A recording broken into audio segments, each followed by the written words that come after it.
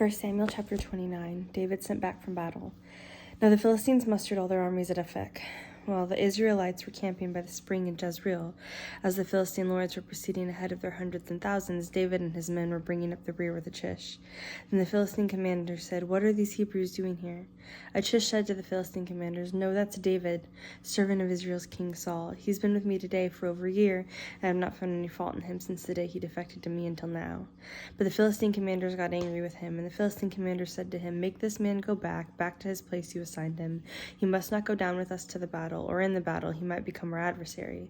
For how would this fellow please his lord? Wouldn't it be with the heads of our men? Isn't this one David, about whom they were singing dances and saying, 'Saul has slain his thousands, and David his 10,000. So Achish called David and said to him, "As Adonai lives, you have been upright, and your going out and your coming in with me in the army are pleasing in my eyes. For I never found guilt with you since the day of your coming to me up to this day.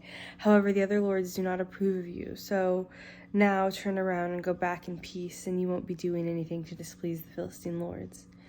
"But what have I done?" David said to Achish. "What have you found in your servant from the day I have been before you to this day, that I shouldn't go and fight against the enemies of my lord and the king?" "I know," Achish answered, saying to David, "You are as pleasing in my eyes as an angel of God. Nevertheless, the Philistine commanders have said, 'He must not go up with us to this battle.' So now rise up early in the morning, you and the servants of your lord that came with you, and as soon as you rise early in the morning, once there is light, leave." So David rose up early, and he and his men, leaving in the morning to return to the land of the Philistines. Meanwhile, the Philistines went up to Jezreel. 1 Samuel chapter 30. The raid on Amalek.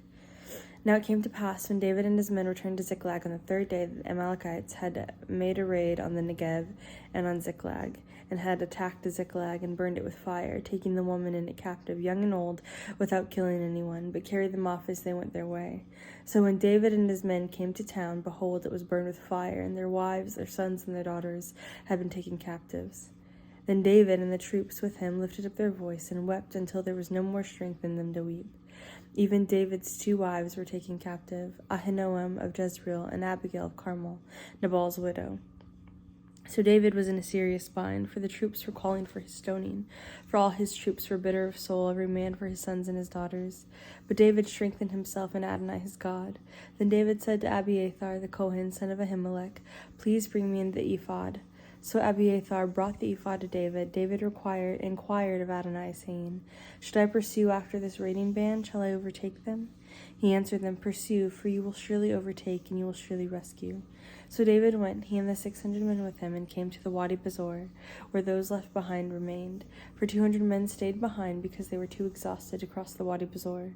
Yet David pursued, he and the other 400 men. Then they found an Egyptian in the open field, and brought him to David, gave him bread to eat and water to drink, and they also gave him a piece of fig cake and 2 cakes of raisins.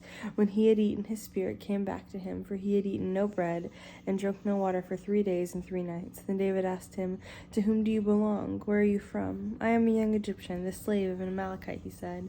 "My master abandoned me 3 days ago because I fell sick. We made a raid in the Negev of the Cherethites and on Judah and on the Negev of Caleb. We also bring Ziklag with fire." Then David asked him, "Will you lead me to the raiding band?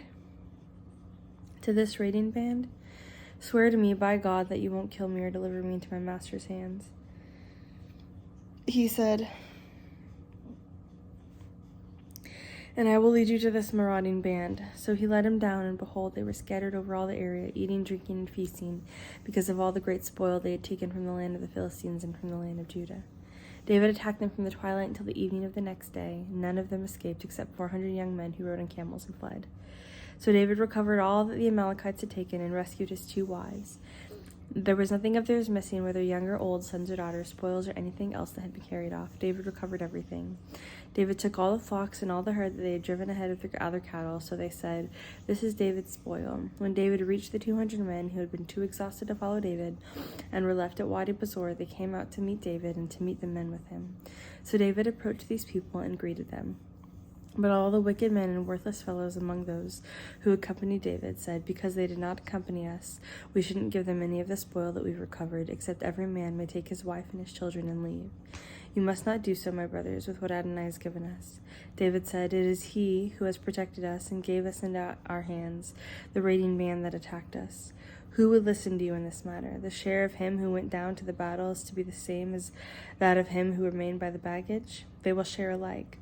So it has been from that day forward. He made it a statute and an ordinance for Israel to this day.